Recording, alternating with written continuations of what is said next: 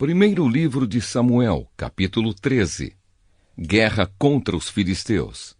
Saul já era adulto quando se tornou rei e governou o povo de Israel 2 anos. Ele escolheu 3.000 israelitas e mandou todos os outros de volta para casa. 2.000 estavam na cidade de Miquimás e na região montanhosa de Betel. 1.000 homens ficaram com o seu filho Jonatas, na cidade de Gibeá, no território da tribo de Benjamim. Jonatas matou o comandante filisteu em Gebá e os filisteus ficaram sabendo disso. Aí Saul mandou mensageiros para tocarem corneta por todo o país, chamando os hebreus para a guerra. E todo o povo ouviu esta mensagem. Saul matou o comandante dos filisteus e agora eles estão com ódio dos israelitas. Então o povo respondeu ao chamado e foi juntar-se a Saul em Gilgal. Os filisteus se reuniram para lutar contra os israelitas. Eles tinham 30.000 carros de guerra, 6.000 cavaleiros e tantos soldados quanto os grãos de areia da praia do mar. Foram até Miquimás, a leste da cidade de Bet-Avém, e acamparam ali. Os israelitas perceberam que estavam sem saída e numa situação muito difícil. Alguns se esconderam em cavernas e em buracos, e outros entre rochas, em covas e em poços. Outros ainda atravessaram o rio Jordão e foram para as terras de Gade e de Gileade. Saul havia ficado em Gilgal e o povo dali estava apavorado. Seguindo as instruções de Samuel, Saul esperou 7 dias, mas Samuel não foi até lá. E o povo começou a abandonar Saul e sair dali. Então Saul lhes disse: tragam os animais para o sacrifício que é completamente queimado e para as ofertas de paz. Ele ofereceu o sacrifício e quando estava terminando, Samuel chegou. Saul foi ao encontro dele para o cumprimentar, mas Samuel disse: o que foi que você fez? Saul respondeu: eu percebi que o povo estava me abandonando e indo embora.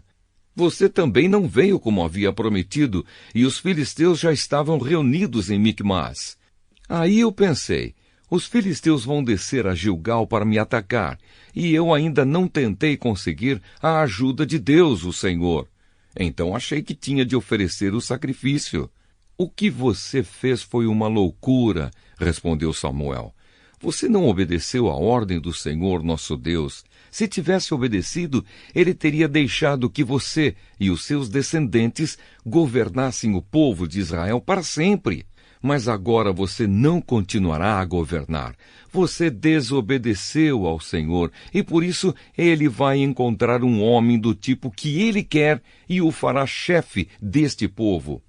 Aí Samuel saiu de Gilgal e foi embora. Saul, acompanhado pelo resto do povo, também deixou Gilgal e foi para junto dos seus soldados em Gibeá, no território da tribo de Benjamim. Então ele fez uma contagem dos seus soldados. Eram mais ou menos 600 homens. Saul, seu filho Jonatas e os seus homens ficaram em Gebá, no território de Benjamim. Os filisteus estavam acampados em Miquimás. Os soldados filisteus saíram para patrulhar em 3 grupos. Um grupo foi na direção de Ofra, na terra de Sual. O outro seguiu rumo a Bet-Horon. E o terceiro, na direção do monte de onde se avista o vale de Zeboim e o deserto. Os filisteus haviam proibido os hebreus de fazerem espadas e lanças. Por isso, não havia nenhum ferreiro na terra de Israel. Assim, quando os arados, as enxadas, os machados e as foices dos israelitas precisavam ser amolados, eles os levavam aos filisteus. Estes cobravam caro dos israelitas para afiar machados e ferrões de tocar bois e mais caro ainda para afiar arados e enxadas. Por isso, no dia da batalha, nenhum soldado israelita tinha nem espada nem lança. Só Saul e o seu filho Jonatas é que tinham. Os filisteus mandaram um grupo de soldados para defender o desfiladeiro de Miquimás.